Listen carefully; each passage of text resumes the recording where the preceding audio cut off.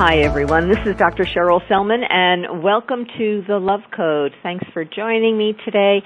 It's always great having you here with me when I have these amazing conversations that are really designed to uplift, to open our hearts, to transform our lives, fill us with more joy, healing, vitality. That's what the Love Code is all about. It's really a spiritual orientation so we can fill our hearts and souls with a light and a joy and an energy of peace and harmony.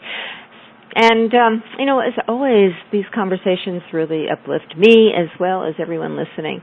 If you are here for the first time, I always like to welcome my new listeners. So, hello, welcome. Feel free to get in touch with me. In fact, if anyone ever has any questions, comments, suggestions, please contact me, and I will certainly look forward to hearing from you and respond to you.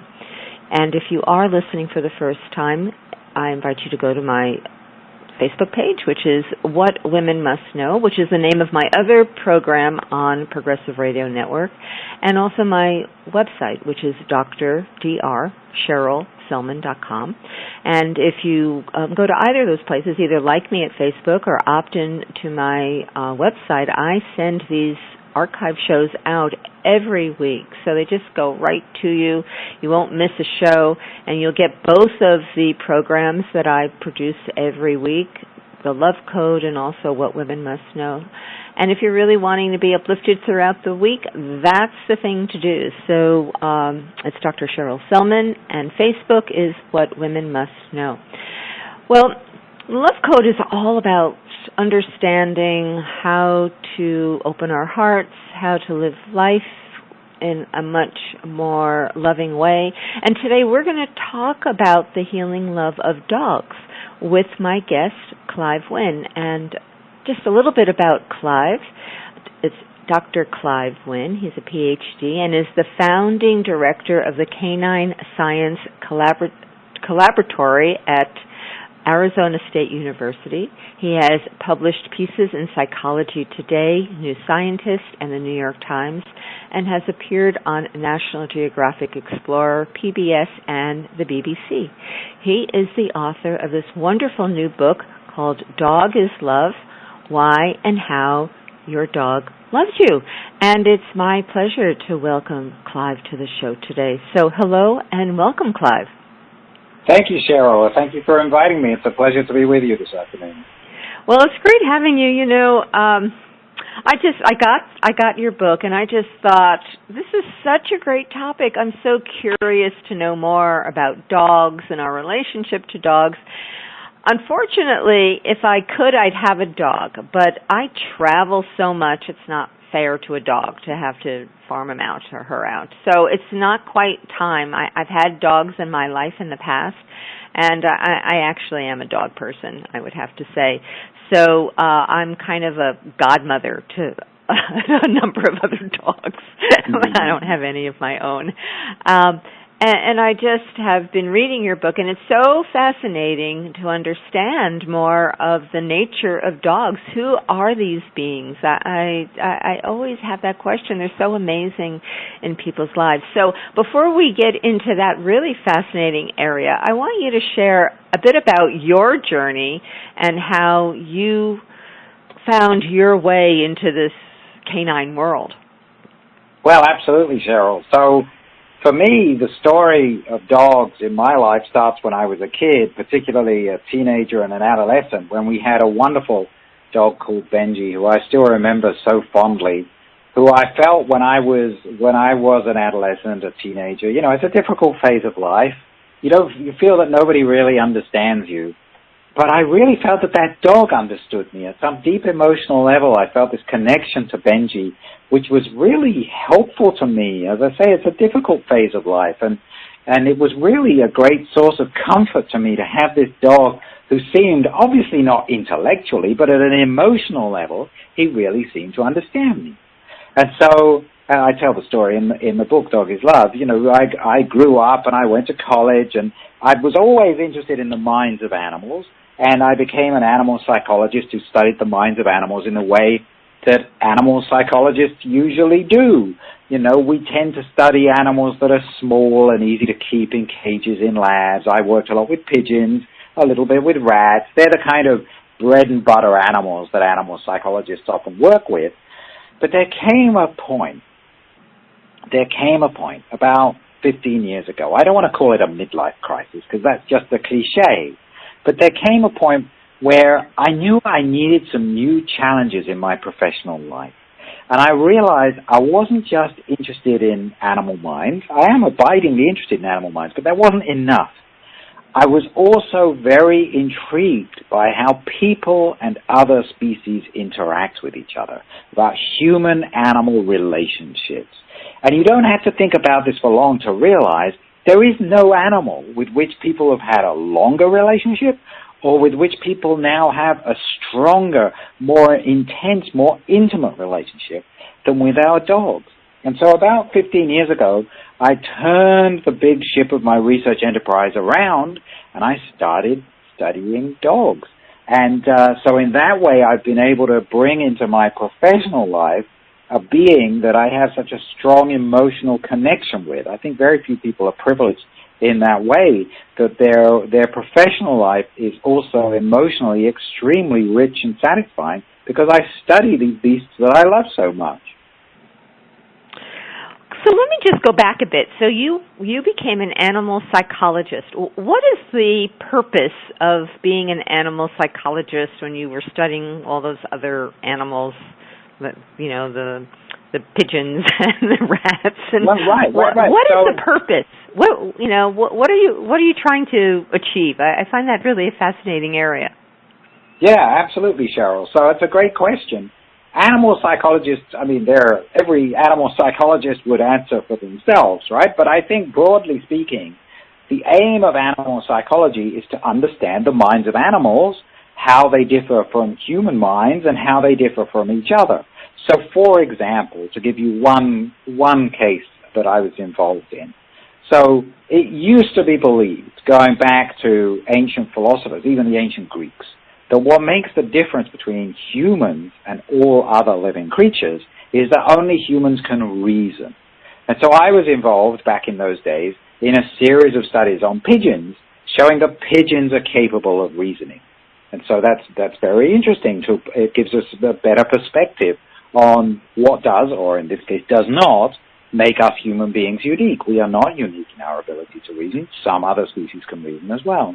Another element that I worked on is I spent a decade living and working in Australia. Now, Australia has a completely unique set of animals. It's not just kangaroos. Kangaroos are, if you like, marsupial deer. They occupy about the role in life that deer occupy over here. But it's not just kangaroos. There are marsupial rabbits. There are marsupial mice, marsupial rats. Every mammal that we see around us here in North America, in Australia there is a marsupial doing that job.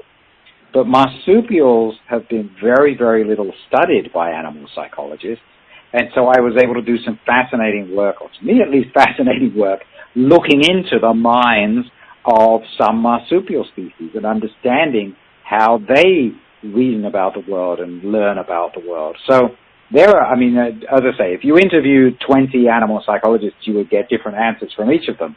But broadly speaking, we're trying to understand how animals think, what makes animal minds tick, and how they differ from us and how they differ from each other. So what do you think the result has been from all those years of research? And we'll get into the dog world, but because you've been involved with investigating and exploring and learning about and building relationships with all these other animals, what would you say is the take-home message that you learned from your years of having these special relationships? So the take-home message, I think for me what I take home from it is that every species has unique ways of behaving in the world, unique ways of thinking about the world around it. And we are unique. We humans are unique. We have things we can do that no other species can do. No other species could be having this kind of conversation with each other like we're having now. But that doesn't mean to say that other species don't have their own unique skills and abilities. And certainly the way they perceive the world, the way they experience the world around them is radically, radically different. So, I mean, we naturally tend to think that we are superior to all other animals, and we certainly do have skills and capacities that give us great power over the world, power which we need to use responsibly. But other species can do amazing things too. So I mentioned I lived and worked in Australia for a decade. I lived in Western Australia. Western Australia is larger than Texas, California, and Alaska put together. The state of Western Australia is larger than the 3 largest U.S. states put together, but only about 2 million people live there. So there's an enormous amount of empty land, and every year people get lost in the empty deserts of Western Australia. And tragically, many of them die because it's a very harsh environment. And yet, guys who keep pigeons, pigeon fanciers who race their pigeons, routinely drive pigeons out in a truck into the middle of the desert and release them, and the pigeons immediately fly home to the city, something that human beings cannot possibly do.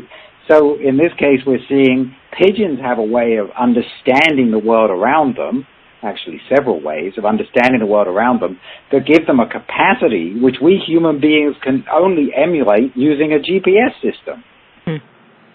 Right. It must have given you such a reverence for life. Oh, absolutely. Absolutely. I think there's an awareness of the diversity of life on this planet is a very enriching thing. Yeah. Yeah. You just see the intelligence of all life, and intelligence in their own way, not necessarily as we define it, but every species has an intelligence. You have to have an intelligence to survive. Absolutely, Cheryl. Absolutely. So it's a case of different strokes for different folks. Different species are confronted by different challenges, and so they've evolved to deal with those challenges by developing different forms of intelligence. Yeah.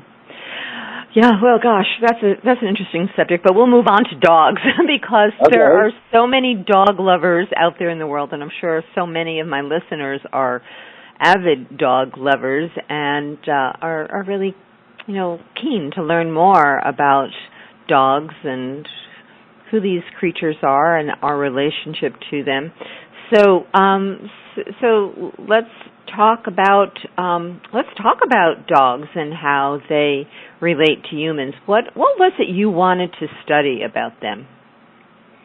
So the underlying question that gets me is, what makes dogs so special? Nobody can deny that dogs are special. Dogs are so amazing. The thing is, because so many of us live with dogs every day, their existence with us is that kind of everyday miracle that you can overlook because it's so routine, but it is an absolute miracle. It's an absolute miracle that an animal that is descended from a wolf, from a vicious wild predator, descended in only 15 to 20,000 years, which for anybody who looks at the history of life on this planet is nothing at all, no time at all, has become such a loving companion.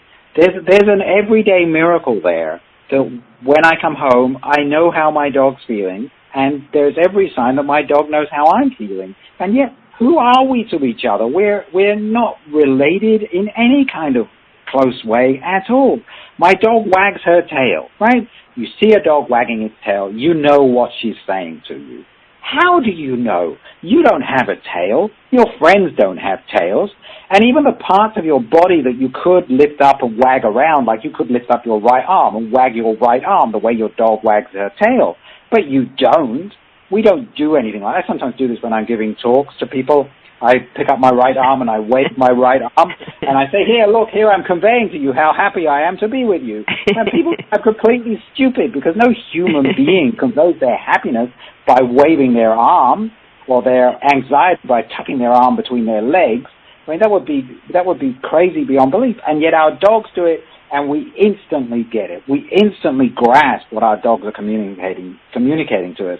And we should stop for a moment and just contemplate that miracle, because that is a really remarkable fact. And that it runs in both directions. We understand our dogs, And our dogs, who don't communicate emotion the same way we do, nonetheless, they are very sensitive to what we are up to. And that's a miraculous thing, and that's what motivates me fundamentally, is to understand that relationship, and from deeper understanding comes the capacity to do more good in the world. Because there is so much good in the dog-human relationship, but there is always capacity to do better. We can do better by our dogs, and we can help them do better by us. And that's ultimately what gets me out of bed in the morning nowadays. So let's go there. So how can we do better with our dogs? Right. So there are several things. And in the final chapter of Dog is Love is called Dogs Deserve Better, and I address this directly. And there are, without reading out the whole chapter, there are a few things I would like to draw your listeners' attention to. Obviously, there are many forms of cruelty, and people know cruelty when they see it. I'm going to talk about things that are not necessarily immediately obvious to everybody. So, one thing is, I am convinced, and the book is one long argument outlining how I'm convinced that our dogs really love us, and explaining how dogs have this really exaggerated capacity and desire to form strong social bonds. That's what dogs are. That's the essence of the dog, that they're looking for love and they're looking for connection. So we take this highly social animal, and what do we do with it? Many people, tragically, don't. It was interesting you said in your introduction that you haven't presently got a dog because you travel too much, and I wanted to come back to that and to praise you for that. Not every human life has a dog-shaped space in it. And if your life is the kind of life where you have to leave for work at 7 o'clock in the morning and you won't get home till 7 o'clock in the evening, you should stop and think seriously about whether it's wise to take a dog into that life. Because unless you can do something else, unless you have some kind of an arrangement, you can nip home for lunch, or you have a neighbor who'll pop in on your dog, or a dog walker, or maybe a doggy daycare. Unless there's something else you can do, just leaving a dog alone for 12 hours a day is cruel. I think leaving our dogs home alone is the cruelest thing that we routinely do to our dogs, and that people fail to recognize just how unreasonable it is to take this highly social animal and shut it away in solitary confinement for hour after hour, day after day. That's not reasonable. So that is one area where I want to draw people's attention, that we can do better by our dogs. There are ways of working around that if you cannot get home, or if it's really beyond your capacity, then, borrow your friend's dogs from time to time. Don't be somebody who has a dog of your own at home. Of course, dogs can find company in other species too. This is something I talk about in the book. Dogs are very willing to form relationships with members of other species. We see that directed towards us because, of course, we are the humans who are observing this. But dogs can form relationships. So far as we know, if a dog is exposed to any kind of an animal early in life, it will, throughout its life, seek out individuals from that species to form emotional connections with. So, obviously, most dogs have had enough time around other dogs when they were young that they will form friendships with dogs throughout life. So if you have more than one dog, they could keep each other company. Dogs that grew up around cats may be willing to form friendly relationships even with their historical enemies, cats, if the cat is willing to go along with it. So that's another possibility. I have seen here in Arizona, I visited some ranchers, goat ranchers, and they keep dogs with their goats to protect the goats from coyotes, which can be a problem out here. And all you have to do is put the puppies with goats when they're small, and then the dogs grow up ready and willing to form emotional connections with goats. And that means they follow the goats around wherever they go on the ranch, and they will protect the goats if they perceive that the goats are under threat. So there are many ways that dogs can form so emotionally satisfying relationships. It doesn't have to be with us. This reminds me of a story from an Australian friend who grew up on a property with sheep. And she said that there was a time when her dad would bring in these young lambs that lost their mothers, so they had to hand feed them, bottle feed them, and the dogs were, there because they were kept close to the house, and the sheepdogs were around when they were feeding these young lambs. And she said that when her dad would, look for a sheep that he wanted to butcher for the family, and he took out the carving knife, and the dog knew exactly, what that meant, that dog would never bring in any of those lambs. When he bonded with them, they were never the ones he cut out of the flock to bring in.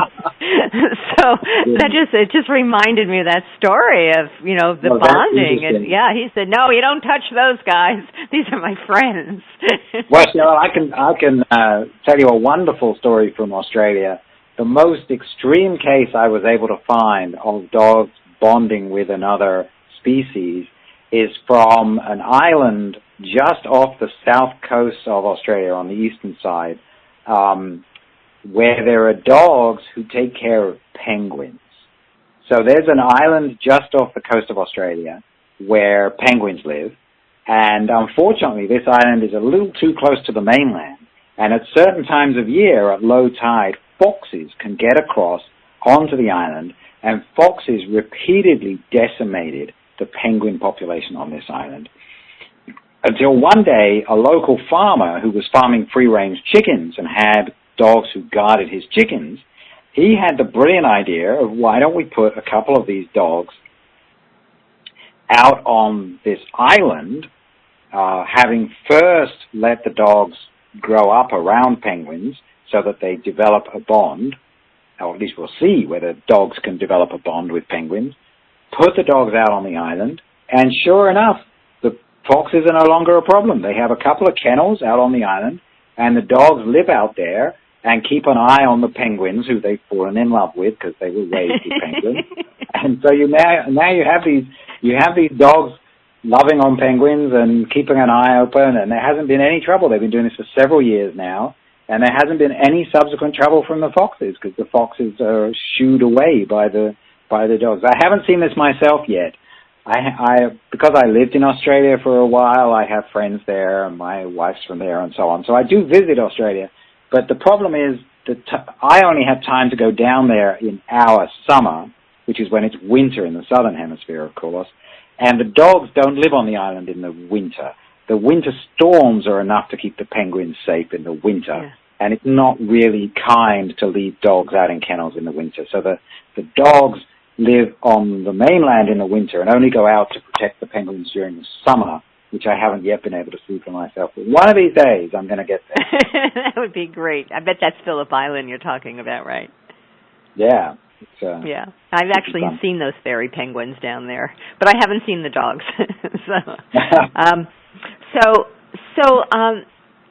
What about, so if you leave a dog home alone, do they get depressed?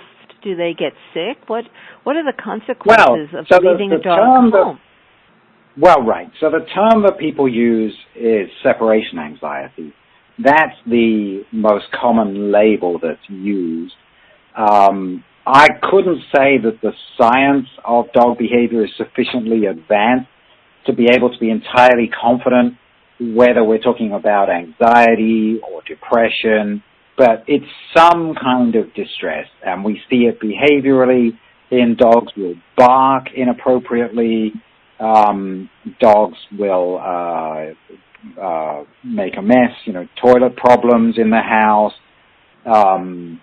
So we see a variety of problem behaviors which clearly stem from loneliness.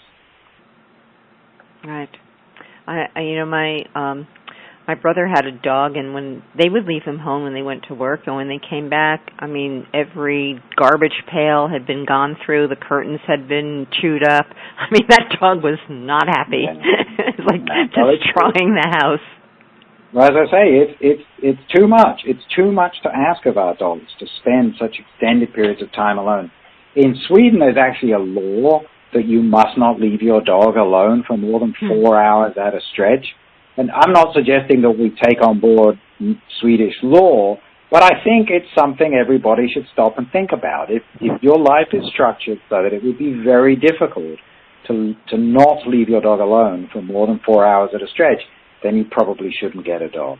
As I say, though, there are ways around that, right? Dog walkers, dog sitters, doggy daycares. It's not insurmountable, but it needs to be seriously thought about. So do you think that dogs have an emotional life, and do other animals have an emotional life?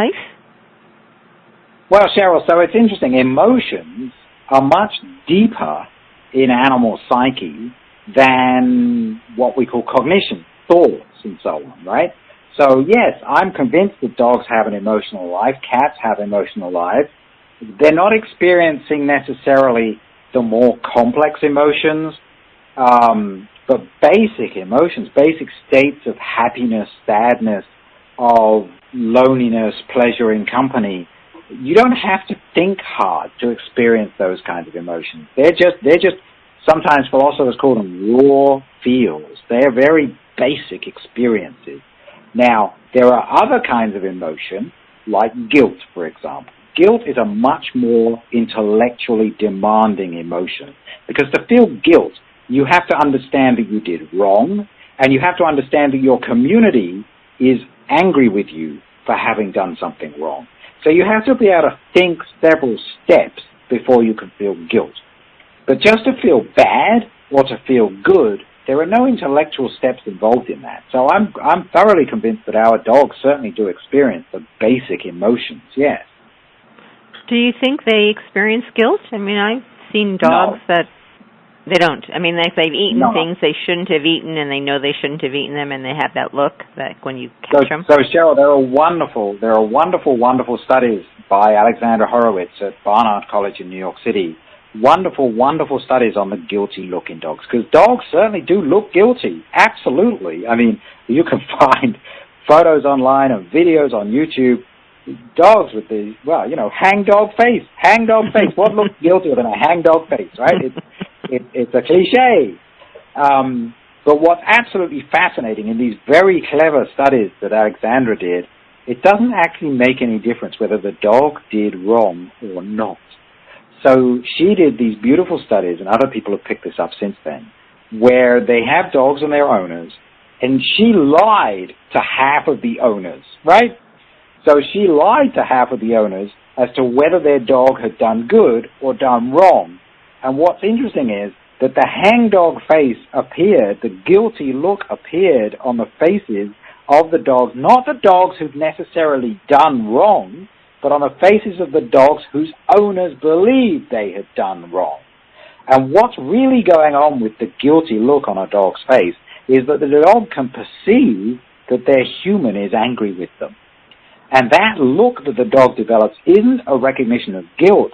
It's just the look that says, please don't punish me. I can tell you're angry with me, but please don't punish me. That is something that's emotionally much more basic. It's much more basic to just look at somebody who you love and who is important in your life and powerful in your life, and just recognize on their face that they're angry and not want them to be angry, be scared of their anger. That's much more basic. You don't need to understand what you were supposed to do, what you shouldn't have done, all that kind of stuff, which requires higher level thinking. You don't need that, and there's nothing to suggest that dogs have that. What dogs have is they're very, very sensitive to the emotional states of their owners. You really matter to your dog. And I feel bad. I have a bad conscience about this, because when we moved house some years ago now, our poor dog Zephos was confused and a little upset to be moved to a new location. And we don't leave her alone at home for a long period of time, but inevitably we can't always take her with. So she's always got to be able to spend a couple of hours on her own. But because she was upset about the move to a new location, she started chewing cushions. And I know it's pointless punishing your dog, and I never mean to punish my dog. But I get home and there's mess from the cushions all over the place. And I didn't touch her, but I couldn't hold myself back from just remonstrating with her and telling her in a disappointed voice that I was upset by her. And she immediately goes into the whole thing with the hangdog face and the tail tucked, and she's imploring me, Daddy, it seems like she's saying, Daddy, I'm sorry, I won't do it again. And even though I knew the science says she doesn't understand this, anyway, so I come home, and I actually called Alexandra about this. I actually called her about this, and she talked me down. And she said, look, Clive, if you really need convincing, next time you come home and there's no bitten cushion around the house, just talk to Zephos the way you spoke to her when she had damaged the cushion.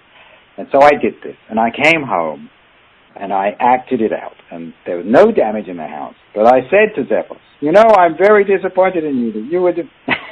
That sounds cruel. The whole guilty look. She does the whole thing that she did when I was remonstrating with her about having bitten into a cushion, when I'm demonstrating with her about nothing. There's no bitten cushion. There's nothing there. I'm just repeating the speech.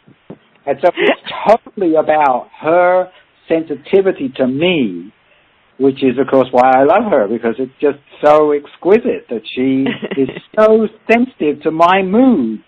It's just too cute for words. But so they don't experience guilt. They don't experience shame. All those kinds of things are too intellectually complex for a dog to grasp. But they do feel happy and sad, and they certainly do feel whether you are happy or sad with them. That's something they're exquisitely sensitive to. Right. So let's talk about dogs' intelligence. I mean, I've seen dogs do amazing things, and you talk a lot about things that dogs have accomplished and tricks that they're able to do. So that's an intelligence, right? To be able to learn to do tricks. So when you call out a toy, they will go and get the toy that you mentioned, as opposed to another toy. What do we understand about intelligence of dogs? Well, sure, Cheryl. So it's a kind of intelligence, and I don't want to get hate mail from people who have smart dogs. I know there are people who have smart dogs out there. What I need to say though is that the kind of intelligence that's required to be trained to do the amazing things that some dogs can do, and I've met Chaser, who unfortunately passed on a few months ago, the dog who learned the names of 1,200 different objects, which is just absolutely mind-boggling. But the basic skill that's involved in that ability is a very, very basic skill. It's a form of associating sounds with objects that actually goes back to Pavlov. This is basically what Pavlov showed us over a century ago now.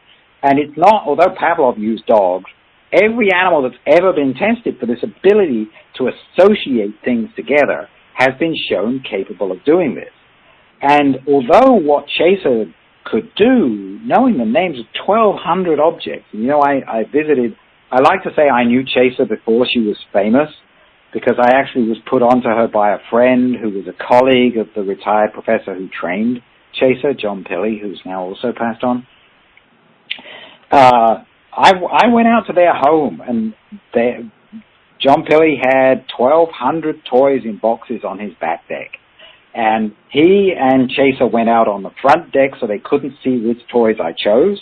And I chose a dozen toys, and I hid them behind the sofa. And then I called John and Chaser back into their living room. And they sat down, or at least John sat down on the sofa, so that he couldn't see what was behind the sofa. And I gave him a list where I'd written down the names of the toys that I'd selected. And he read out these names one by one and said, okay, go Chaser, go get the, whatever it was. They all had kind of funny names. And Chaser ran around behind the sofa, and she looked at these toys pretty much like a human being would, who was looking for a particular object among a pile of other objects. And she'd pick one out, and she'd run back around to the front of the sofa, and she'd offer it up to John. And he himself couldn't remember the names he'd given all these toys. And so he'd have to take the toy from Chaser, and he'd written the names primarily on the wash tags with an indelible marker. And he would read the name. Yeah, sure, everyone she got right. We did it again and again and again. And so I saw her collect correctly by name probably 40 or 50 of these toys. I mean, she could have gone on forever. But yeah, I mean, it was amazing experience. But here's the thing, Cheryl. It's a pretty basic ability. The ability of a dog to know the names of 1,200 objects is not in principle different from the ability of a dog to learn the name of 2 or 3 objects. And they learn the name by associating the sound with the object and a reward for bringing the object back. And what makes Chaser exceptional, and what made what John and Chaser were able to achieve together exceptional, is that Chaser was just so unbelievably motivated. So to get to 1,200 object names, John and Chaser worked together 3 hours a day, every day of the week, for 3 whole years. And the truth is, most people and most dogs just wouldn't have the patience to take it that far. So this amazing ability, and it is amazing, is built from very, very simple building blocks. And the same is true of our sniffer dogs. You know, the dogs that impress me very greatly are the dogs that sniff out explosives, landmines, and so on. I mean, people like to say, meaning it in a completely emotional way, they say, my dog saved my life. You know, people say that. And I understand what they mean. But they mean it in a metaphorical way. These are dogs that work at airports and checking the football stadium before a game. These real explosive sniffer dogs, they are quite literally saving people's lives. There's nothing metaphorical about it. They're actually preventing people from being blown up. It's an amazing thing, and they do it, and we couldn't do it. I mean, we can learn the names of 1,200 objects. I'm sure you know the names of more than 1,200 objects. I do, right? We all have a vocabulary that's more than 1,200 words. But we couldn't. We just don't have the capacity to learn how to sniff out explosives. That's just beyond our sensory capacity. Our noses are just not sensitive enough. So that's really, really amazing. But again, it's built on very, very basic forms of learning. Exactly, again, the form of learning that Pavlov identified over a century ago, that you learn to associate something in the world. In the case of a sniffer dog, it's a particular smell with some kind of a consequence, which is usually, a food treat or some other kind of reward for the dog. So the underlying kinds of learning, the underlying intellectual capacities that we see in dogs who've been trained to do very smart things are really pretty basic kinds of intellectual capacity. What's amazing about dogs, what gets them to the point where they end up being able to do quite amazing things, like sniffer dogs, like guide dogs for the blind and so on, is that they really want to work with people, that they are, the term people often use of dogs is they are biddable. You can ask them to do something and they want to do it. They want to work with you. So for me, the take-home message of visiting John Pilley and Chaser, the take-home message is the amazing strength of the bond between them. What they achieved is a reflection of their relationship. And that's what dogs have in spades. They have this willingness, this desire to enter into a strong relationship with a human being. Yeah, it's a beautiful story. So I gather if we all were willing to put 3 hours a day in for 3 years with the right reward, we might find that all of our dogs could be exceptional in that regard. We might, Cheryl. The crucial, one thing is the patience, another thing is the time, and the third thing is, when you said the right kind of reward. Chaser, her very name, why did they call her Chaser? She was a border collie, and she was absolutely crazy about chasing things. So the only tangible reward that she received, apart from John Pilley's praise, which was worth something to her, I'm sure, was that he would throw the object and she could bring it back. And then he'd throw it again and she would bring it back. And she found that tremendously rewarding. My own dog, Zephos, she would not find the opportunity to chase an object particularly rewarding. And so that would mean that if I wanted to train her to do something magical, I would almost certainly have to use food treats. And you just can't keep putting food treats into your dog for 3 hours a day. You have a very podgy dog pretty quickly if you try. It would have to be a crumb at a time. Yeah, right, exactly. Yeah. So that kind of leads me to the question. All these different breeds of dogs have different qualities and traits, you know, like shepherd dogs and Australian cattle dogs, and I mean they will round up anything, right? And Right. And if we get these breeds, I don't know what other breeds also are designed for working. I mean, there are a lot of working dogs or water hunting dogs, obviously. If they're not doing what they were bred to do they get unhappy? Do they get a little, you know, I don't know what the term is, a little dysfunctional? Yeah, I don't know, Cheryl. That's a good question. I must confess I don't think all that much about working breeds of dog. I'm not sure. I really don't know the answer if they suffer, if they don't have an opportunity to do the characteristic behavior of their breed. What I tend to think about more is just how much all dogs have in common, rather than what sorts dogs out into different groups. Okay, fair enough. Yeah. So, a couple of things I wanted to ask you. What about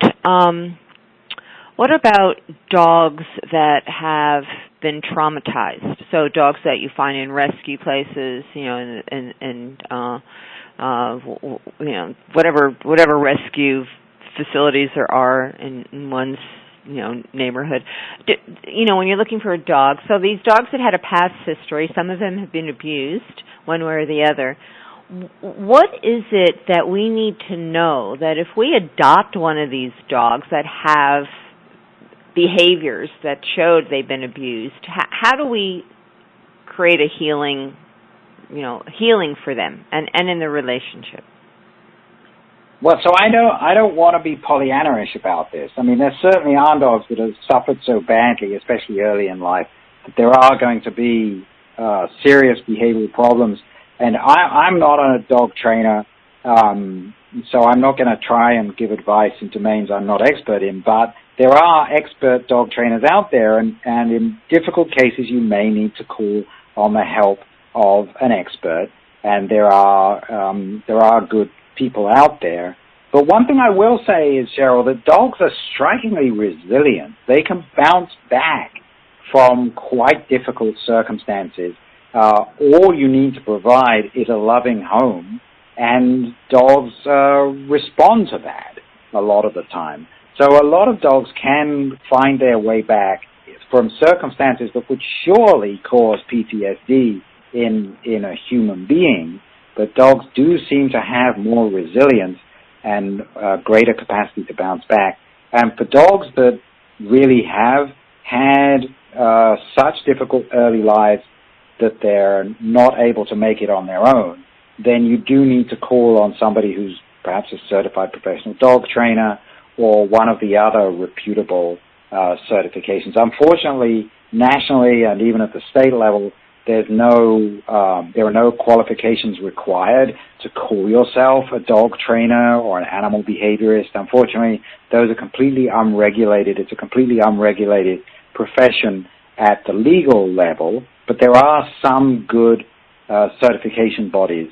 And so if you're going to call on somebody, make sure that they have a recognized certification, do a bit of due diligence. And people have been able to bring back dogs who've been in the most horrific situations. So you might remember the dogs of the footballer. I'm forgetting his first name. Vic. What was his first name? Was it Michael Vick? These dogs that have been You're asking me. I don't know. Yeah. But there certainly have been recent cases of dogs who had been kept as fighting dogs, which is such a horrible thing to think about. Mm-hmm. And typically dogs taken from fighting rings have just been euthanized because it's been believed that they're irredeemable. But actually the ASPCA took these dogs and did some very, very intensive rehabilitation with them. And there was just a recent news item that the dogs are doing tremendously well. So dogs are strikingly resilient, and they can bounce back. But if it's in difficult cases, they may need professional help. Yeah. So that's great. And the other thing I wanted to ask is about training a dog. So if you you have a new dog or a puppy, and you want to train. I know you've written a little bit about this in your book. What did you learn about the best way to train a dog to listen, to be obedient, to do what you want it to do when you want it to do it? How do you go about doing that? Right. Well, the first thing I would say is that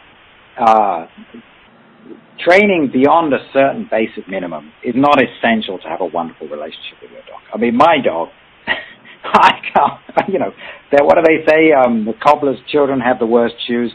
I can't be bothered training my dog. I think she's basically perfect. I don't see why I would do anything. She's very, very good at just being near me and making me feel fine and watching TV with me and going for walks with me. I don't need more than that. She can eat her dinner. What else does she need to do? Now, my wife finds it amusing to train our dog, and so they go out and they do this together, and they seem to enjoy it, and that's all good and dandy.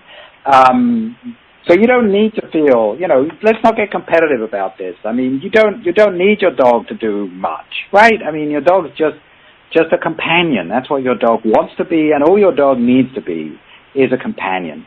But sure, but there can be reasons to train a dog. Your dog may have bad manners. You may need to train your dog to have better manners. And what's a total tragedy is that there are still people out there, some very popular people with very wide reach, who put out the idea that you need to beat your dog into submission, that you need to convince your dog that you're the alpha animal in the home. And people who take that point of view have tended to emphasize coercion and shock collars and choke collars and just pulling and pushing your dog around and being mean to your dog. And that's so completely and utterly not just unnecessary, not just pointless, but counterproductive.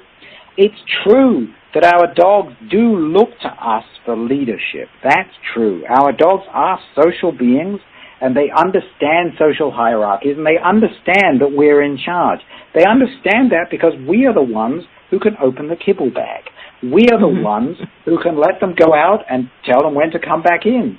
It's obvious that we are in charge in the home. Our dogs understand that. They understand that with a very, very high degree of sensitivity. But what they are looking for from us is gentle leadership. They're not looking to be dominated in the way that, the way that crazy people bandy that term around. They're just looking for gentle leadership. The confusion arises because in the science of behavior, the term dominance gets used to identify how one individual in a group is the leader of that group. Now, I don't know who decided back when this science was being developed in the early 20th century. I don't know who decided that the word they would use was dominance. But really, what is meant by that term in the science is better understood as leadership. Gentle leadership would be a much better way of expressing that. And if you're dealing with an animal trainer who starts talking to you about dominance, about bringing pain into your dog's life, then walk away quickly, because that's not the right way to go about it. Well, that's such great advice. I think we need to remember that love and, gentle leadership, as you were saying, is really the most powerful way to relate to your dog. Absolutely. Well, in the time we have left, Clive, what is it that you want to share with us that we haven't covered already? So I think I would spend a moment addressing any cynics or skeptics out there, and I'm guilty. I have been a skeptic myself. Actually, I think as a scientist, one should always be a bit skeptical. I mean, there are people who say my dog doesn't really love me. She just wants me to feed her, and so she makes eyes at me, but, she doesn't really love me. And I talk about in the book, Dog is Love, I talk about how I was a skeptic too once, but I looked at the behaviors of our dogs, And not just the behavior, the behaviors of how they go crazy when we come home, all those kinds of things that are simple, easily observed by anybody, but also deep inside the bodies of our dogs, we can see how their whole bodies are programmed for love. And we see that in their hormones. There are some wonderful studies on what people call the love hormone, oxytocin, showing how when people are together with their dogs, people who love their dogs and whose dogs love them, how you get spikes in this hormone, oxytocin, on both sides when they look at each other lovingly. We see this in their hearts, literally in their hearts. You can measure heartbeats, and you can see how when a person and a dog who love each other sit down together next to each other, how their heartbeats, first they go down, the heart rate goes down as two partners calm each other, but they actually their hearts beat in unison. Isn't that amazingly beautiful?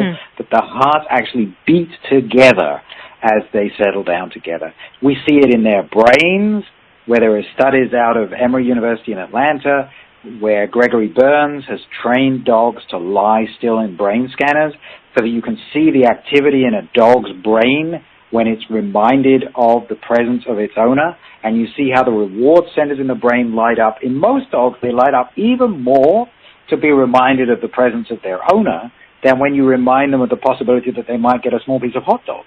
Most dogs actually find the presence of their owner more rewarding than a piece of hot dog. And we see it all the way down at the deepest possible levels of biology, in the genetic code that is the ultimate building block of all living things. We see how there are mutations in the genetic code of dogs that make them more loving beings than their wild ancestors' wolves. So the love that dogs feel for us and potentially for other beings like goats and penguins is deep, deep in their biological nature. So that's my take-home message. Your dog really loves you, and it's deep in their nature. That's so beautiful. Makes me want to get a dog. I'd have to change too many things right now in my life, but the time will come. Great, I hope so. Yeah, because they are wonderful companions, and I just remember the dog, the family dog that was a pug who was a character. My parents just doted on this dog, and I can see where they just can increase oxytocin. How healing is that? I guess that's part of the role of a therapy dog, as well as guiding a person around. It's just having this companion, this loving presence with you. Yeah, absolutely. So one last question. You are founding director of the Canine Science Collaboratory, which is a new word I haven't heard before. So what are you working on now? So we do a lot of our work with shelter dogs because I think that's kind of the pointy end of the human-dog relationship, how we can help those dogs who are in difficulties. And right now we have a big project going on sponsored by Maddie's Fund, which is a major charity interested in the welfare of animals, looking at the benefits to shelter dogs of being taken out on fostering opportunities. And so we're going all around the country showing shelters how to set up fostering programs and looking at and following what that does for the dog's welfare when they get to leave what you could in some sense call their prison for a few days or a few weeks and spend some time temporarily with a family. And it's a great benefit to the dogs to be able to do that. So that's one of the big projects we have going on at the moment. Wow, that sounds so interesting. So you can just have a dog for a short period of time. You don't have to make a long-term commitment, but you can still have a dog be with you. Is that, do you think that's stressful for the dog when they separate after being with the family for a little while? So this is precisely why we got involved in this, because there were some shelters doing this, and they had exactly this problem. It's known actually in our own species.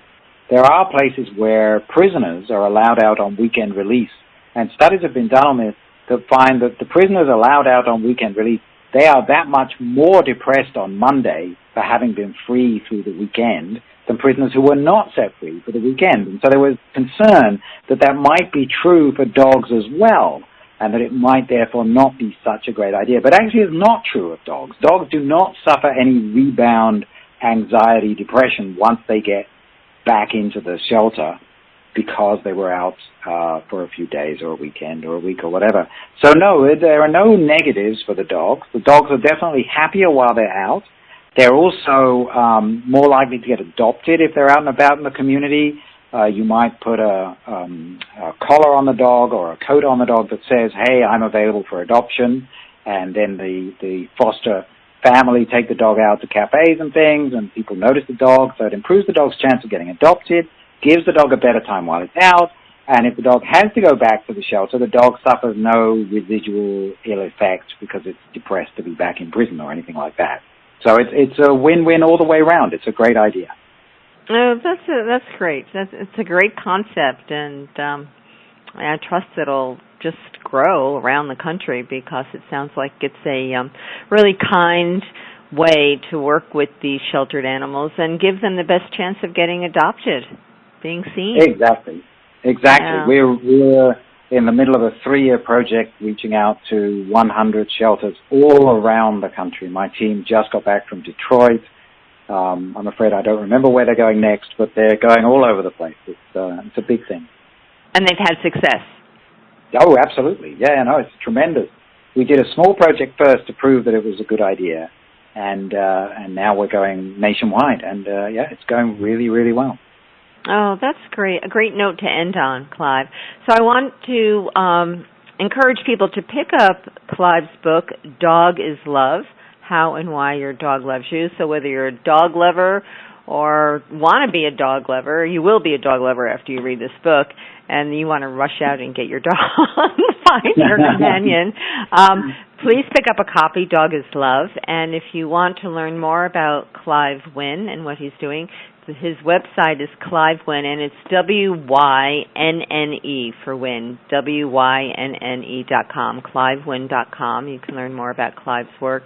It's an absolute pleasure to have been talking to you today, Clive, and learn about the wonderful work you're doing and building this and honoring this relationship that humans have with dogs. It's a beautiful thing. Thank you, Cheryl. I had a really great time, and thank you so much for reaching out. It's my pleasure. And as always, to everyone listening, thank you. I hope you will be joining me every week on the Love Code, and also Thursdays at 3 p.m. It's What Women Must Know. But if you just like me at What Women Must Know or opt in at Dr. Cheryl Selman, you'll get all of these wonderful conversations, inspiring, uplifting conversations sent to your inbox or show up on your feed. So we'll hope to see you there. And until next time, I always want to remind you, may your week be filled with love, peace, and harmony. Bye for now.